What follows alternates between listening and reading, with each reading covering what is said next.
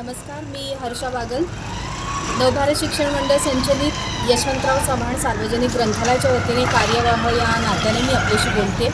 उद्या 23 एप्रिल 2025 हा जागतिक पुस्तक दिन म्हणून साजरा केला जातो.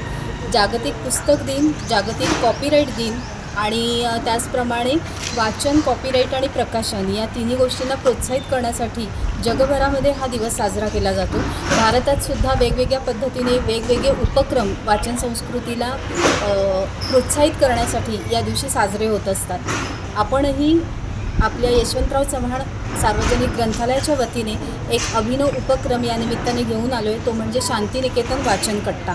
आणि दर महिन्याच्या 2ऱ्या आणि 4थ्या शनिवारी हा उपक्रम या आपल्या शांतिनिकेतन परिसरात राबवला जाणार आहे.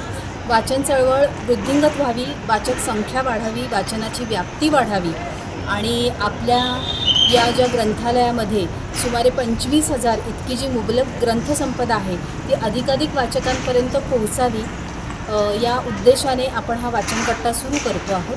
तर याचा सगळ्यांनी लाभ घ्यावा अशी मी विनंती करते.